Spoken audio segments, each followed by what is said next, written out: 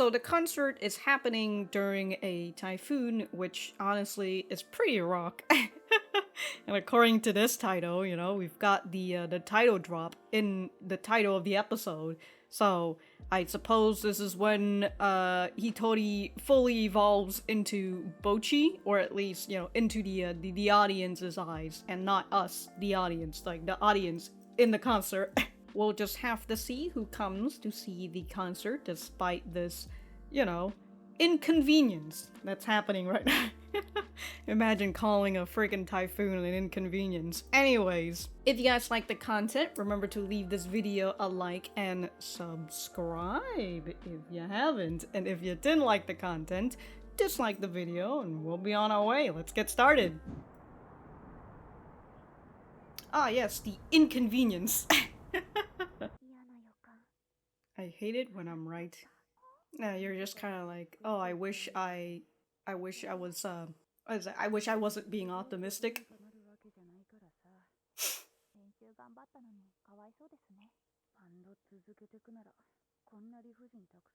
It's just life. That's a lot made, huh? Got a handkerchief for these tears that you're hiding.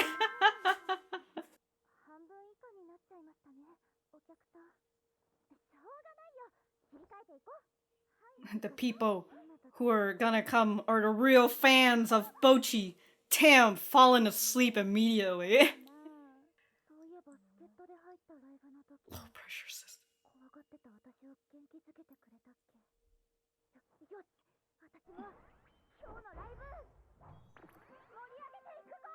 Oh.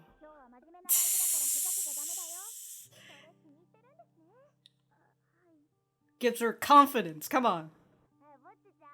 Hey. She's drunk as fuck and managed to get herself to. Wow.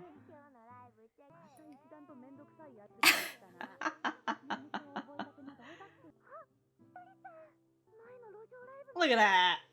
You're real fans.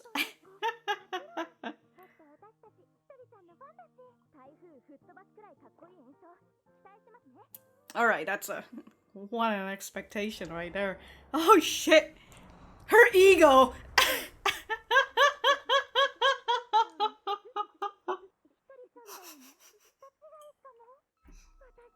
You are Hitori, right? She's passing away already? Y'all! It is the wrong person. I'm finally noticing what Nijika is wearing. She's in the box. She's ready, dude. Her costume is ready.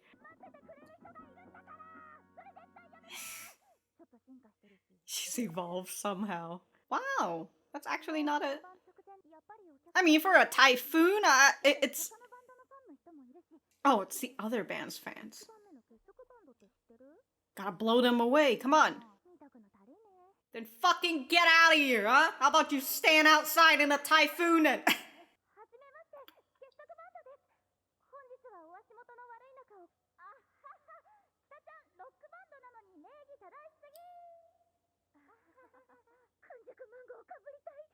Oh.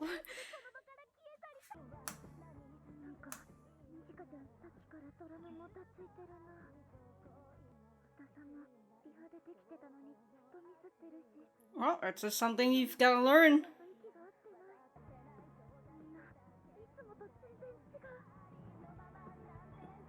Well, it's the first time you're playing to a crowd.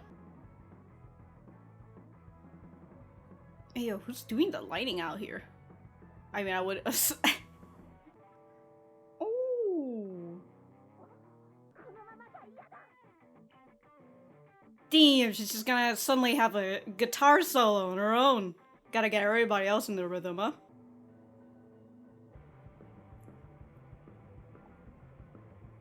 Oh, that was great.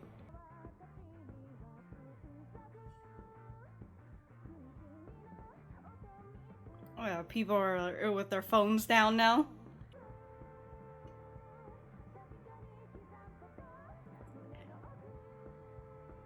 They're all just watching Bocchi.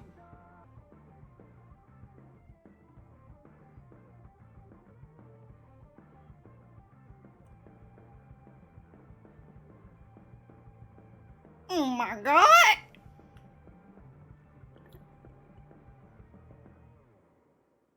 I assume this is like the mixing in the club, but I did wish that the guitar was a little louder. Nah. Wow, look at that. Y'all got some claps. Oh, look at that. You blew the typhoon away. Wow. Oh, that's why she's here. She's gonna drink for all four of y'all. You pay your own way. Kikuri Hiroi.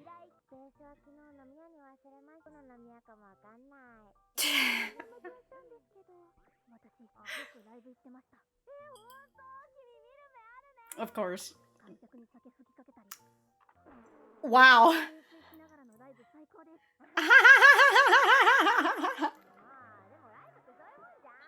She just flips them off.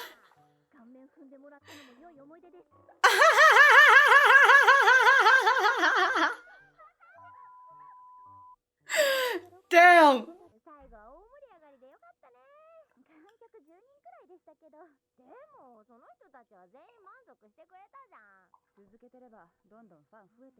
Yeah, just like Hitori, she's already picking up fans. She's dead. Too much for today.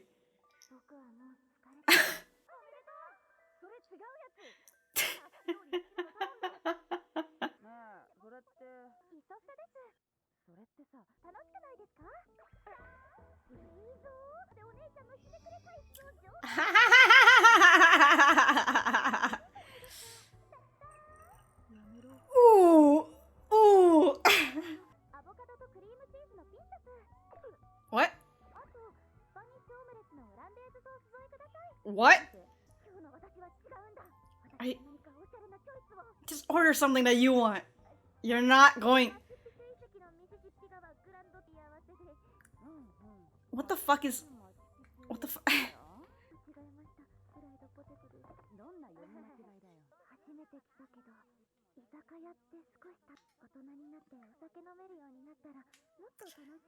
Oh, let's not get into the.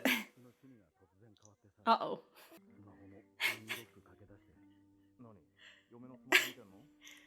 Oh my god, the difference in art style in these dudes. The real life, dude.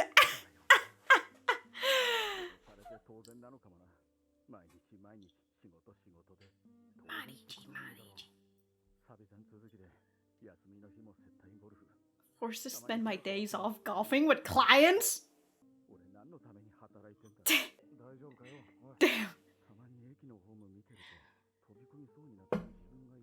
Oh my god! Let's not get this man to drink more.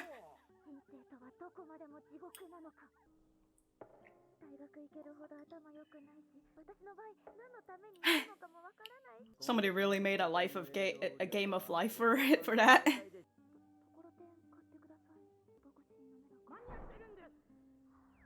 Oh, door-to-door salesman. Oh god, we're going back to this depression. Oh.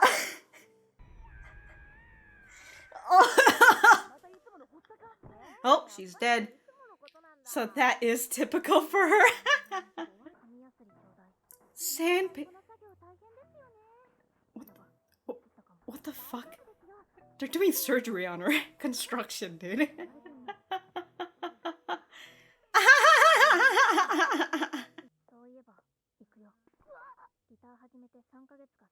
Wow, that's good.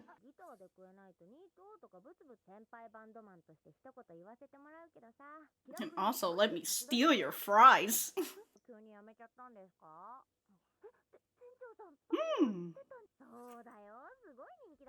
Now she owns a bar.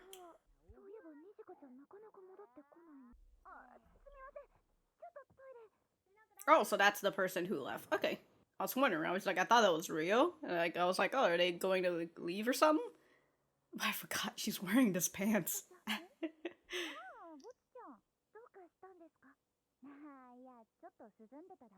Alright, stand next to her. Oh, she's realized. Identity has been found.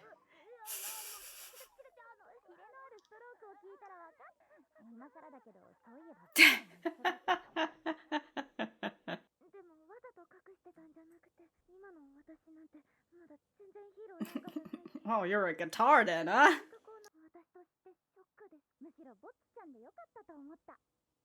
Mm-hmm, of course.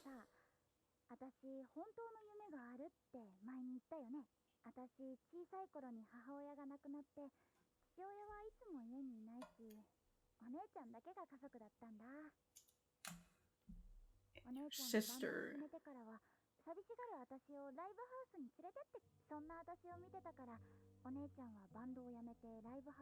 Oh, okay.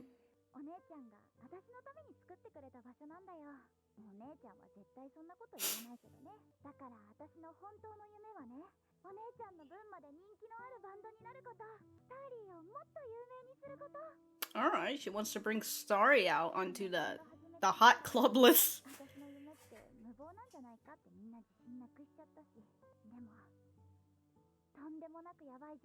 Here's Bocchi, yeah? Oh. What you were doing the band for now?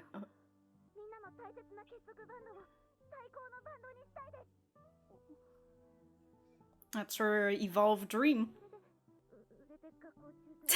not have to finish school.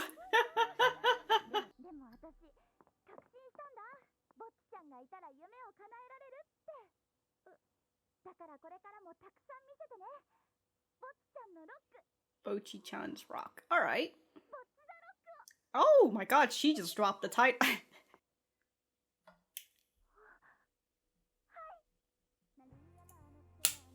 Alright, this is a different one, but did this anime ever drop, like, I mean, I would assume they dropped their soundtrack, right? Their original soundtrack? And at this point, it's just an album.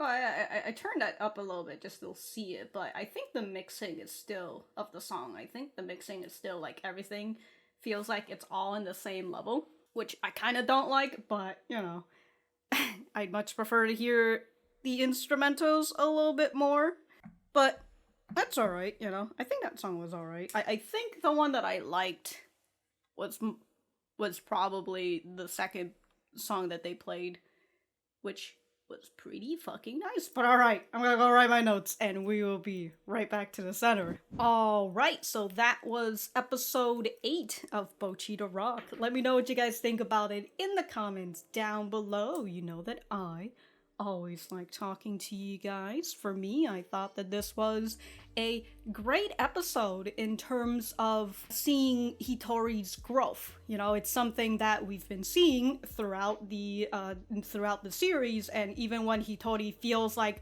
she doesn't know if she's growing or not, you know, it's something that we are able to see, and especially when we compare the way that she is in this episode to how she was in the first episode. Big major growth for her, and I love the talk that she and Nijika had towards the end, and overall just a very nice thing. And I'm having a hard time figuring out where I want to go. So I'm just gonna talk about Hitori and Nijika first, because their relationship have been very I would say close-knit. You know, you can also see towards the end of the previous episode as well, with Nijika saying, I'm starting to realize, or I'm starting to figure out what you're actually thinking. You know, even though Hitori does wear her heart on the sleeves, on her sleeves, it's even for someone like Kita, she doesn't really realize what Hitori's thinking most of the time. But Nijika is the person who I will say has been the closest I mean, she's the person who first introduced Hitori into this band, and Hitori, who wanted to be a part of the band ever since she found out about this whole band shit, you know, since middle school. And she's been playing guitar for all these years, and she's never been in a band. And so she gets invited by Nijika, but then at the same time, you know, Nijika has been the person who has been lifting Hitori up. But we see towards the end of this episode that, you know, it is also Hitori who has been lifting Nijika up as well. And I'm really, I don't know why I'm getting a little emotional just thinking about it, but I love their relationship with each other, and how, and just how Nijika is. Really makes me think about my relationship with my friend, who's very much like Nijika as well. And, like, you know, I'm very appreciative of, you know, my friend and all that for continuing to be my friend despite me being, you know, a bit of a downer sometimes. And so, yeah, I think that's the relationship really reminds me of that. So anyways, getting away from this sappy shit, well, actually, I still have to talk about them. I like that in the beginning of this episode that Hitori recognizes that it's been Nijika who has been the positive one, the encouraging one, who has been uplifting them and encouraging people, you know, the people in the band, especially Hitori. And so Hitori wanted to be the person who gives Nijika that little piece of encouragement, you know, to uplift her and all that, instead of just being the person who's constantly taking from Nijika. And so I really like that with what we had that in the beginning, and towards the end with Nijika coming in and saying, hey, well, I mean, with Hitori first saying, after like the whole discovery of Hitori being guitar hero, and Hitori saying, I feel like I'm not a hero. I'm a guitar maybe, but like I'm definitely not a hero.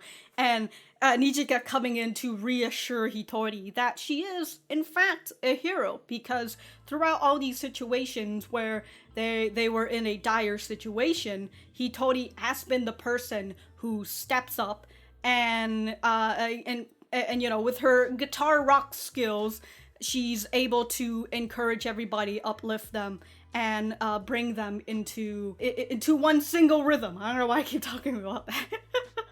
But I really like that, you know, Nijika is out here to acknowledge Hitori on that, because that is exactly the thing that Hitori would want. You know, she wants this acknowledgement. And it's something that the manager was trying to give to Hitori, but unfortunately, she's not really on that. You know, she's... the manager also gets affected by the Kita aura. So, the Kitara, anyways, the Kita aura, she's also the one who gets affected by it. So, like, she's a little bit on, like, this awkward social level, I would assume, with Hitori. So, despite the manager wanting to give Hitori that acknowledgement, it wasn't really working as well. So, here's Nijika who comes in, and she's able to lay it out a lot more. And, of course, this is the second time, I believe, that the both of them have had a personal talk with each other, you know, where they're away from the group, away from the crowd, and they're just having a one-on-one conversation with each other, with Nijika the first time coming after Hitori to, you know, get personal with her and say, like, hey, I hope you're not feeling pressured about all this, you know, which was something that helped Hitori evolve her dreams, which I don't know if I'm a little everywhere in this whole Hitori Nijika topic, but, you know, there's also that whole thing of her dreams evolving. But, you know, with Nijika going out for fresh air in this episode, and Hitori realizing, and of course, you know, I would assume she's just like, well, Nijika has been there for me, so I'm gonna be outside, I'm gonna go find her, I'm gonna be there for her. Try to be that little spot of enlightenment, that spot of light for Nijika. And with their first personal talk, Nijika did say, I'll tell you my dreams, you know, later on, whenever. And here we are with, after their first concert, which went well, even though there's only 10 people, but they all left satisfied, so, you know, that's a pretty good success rate, I'd say. Nijika finally tells us her dream to, well, tells Hitori a dream, you know, we're just over here eavesdropping on them. So I like that she, with her telling us her dream. And essentially, the both of them kind of started off in a similar spot, but I think that's still just me thinking about how when Nijika was talking about her dream and how it's evolved beyond that, when Hitori said like, oh, is your dream like to become a popular band or something? And so I believe like, I would have said, because she said it's evolved past that, right? Correct me if I'm wrong. But I felt like the both of them kind of started off in the same sort of area where they want it to be popular, but now it's evolved. Like Nijika's dream has already evolved by that point, but with Nijika's push on Hitori, Hitori's dreams has also evolved. Anyways, going back to what the hell Nijika's dream is, she know that her sister left her band for her because she didn't want to leave her, with the manager didn't want to leave Nijika all alone, and so that's why she opened up this bar, and Nijika can come to this bar whenever. She has a dream where she wants to make a band popular enough for her and her sister, and that it'll make Starry the hottest club around, and make it a very popular place to hang out where all the cool kids come. Am I right? Actually, I don't know if they want cool kids. Anyways, before that whole dream aspect, Nijika did mention about her family life, which is Jesus Christ, her mom died when she was young and her dad was never around, and so because of that her sister is the only person in her family, and so that's why we can see this very close familial bond that these two sisters have together. But I really like that you can see how her family life has impacted her ways of thinking, because we see Nijika as this person who's always pushing forward with positivity, and this is in the words of Wayman from Everything Everywhere All at Once, this is how she fights, through this, oh my god, I'm getting too emotional talking about this, but that is just how she's able to go through the world, because, she knows how shitty this world is, because she has experienced it with her family life. And so, I just really like that, and that is the way that she thinks, and I very much enjoy it, where it, which also makes me realize in terms of the opposite relationship that, well, not opposite, but like in terms of like the difference in, the difference in Nijika and Hitori's familial status, where they started, in the board game of life. Where, Nijika didn't really have a parental figure or anything other than her sister, but, her sister is, I mean, she could still be a parental figure, but anyways, we have Nijika, who I would assume have had a hard life with just having her sister, or only her sister around, while Hitori has pretty much, when you really think about it, a pretty good life. Her family loves her. She's fucking living, that's for sure. She's got a great looking house, I will say. So she's got a way better life structure than Nijika, but that's not saying that, Nijika's living horribly or anything, but they've both got different starting places. But here's Nijika, who is doing great in like social situations, while we have Hitori, who is this reclusive person, and we're in touch with that whole real world shit, and how Hitori thinks about if she gets into like drinking and all that, she's just becoming this fucking neat in the house, and there's just trash everywhere in her room. Like, oh my god, like, wow. Anyways, yeah, I really like that aspect, the whole difference with Nijika and Hitori, but also, again, with the both of them being able to uplift each other. And to end on that note, when Nijika said that Hitori is a hero and how she's always the one who steps up when things get dire, the first thing I thought of was, oh, so Hitori is Courage, right? This show overall has been lighthearted when it comes to serious topics, and it kind of combats the whole serious topic with the humor. But man, when they really get into like the real world shit, it is utterly depressing, with the art change, the art style. When we see the two businessmen who, one of them is talking about how his wife might possibly Well, I mean, the other guy was suggesting that his wife might be cheating on him, and he's just kind of like, oh man, it's my fault that she's cheating on me because I'm never around. I'm always working all the time, and I'm forced to golf with these clients.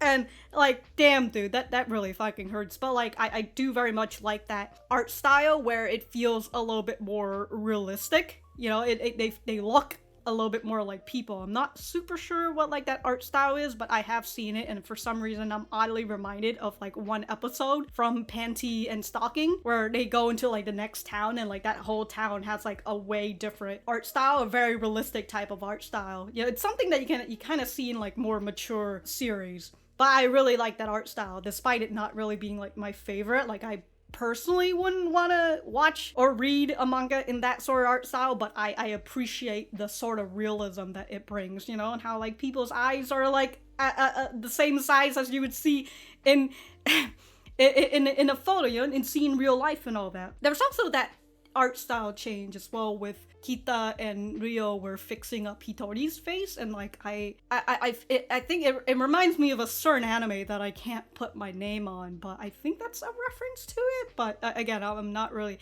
It's like another comedy anime, but I'm not sure if that's like what they were going for. But anyways. Yeah, the real world shit. Oh my god, when you saw the part where you got all the trash and Hitori's mom is just knocking on the door like, Hitori, please, you don't have to get a job. Please just come out and eat dinner with us. I was like, damn, that fucking hurts. Jesus fucking Christ. And you know what that reminds me of? While I was also talking about Hitori and Nijika's family relationship. Hold on. It reminds me of a series called The NPCs in This Village Sim Game Must Be Real. And I love this series. I've also have read the light novel as well. This is a completed series. The manga's not complete. Anyways, I love that series in terms of the way that it talks about the real life, the real world, and I feel like it's a very encouraging piece. Anyways, I really enjoy that series, despite some of the flaws that it has later on, but yeah, that's what I was getting reminded of, and you know, it just makes me want to reread this again, and anyways, I'm gonna fucking cry if I reread it. The whole Hitori and Nijika stuff was the main course of this discussion, and I ran out of fuel. I don't know where else. There's also only 6% left in the camera, so a little stressful. Really gotta finish this up before the battery dies, alright? But if I have anything else to say, I will write it in the description down below. Thank you guys for sticking around, and I will see you guys in the next episode.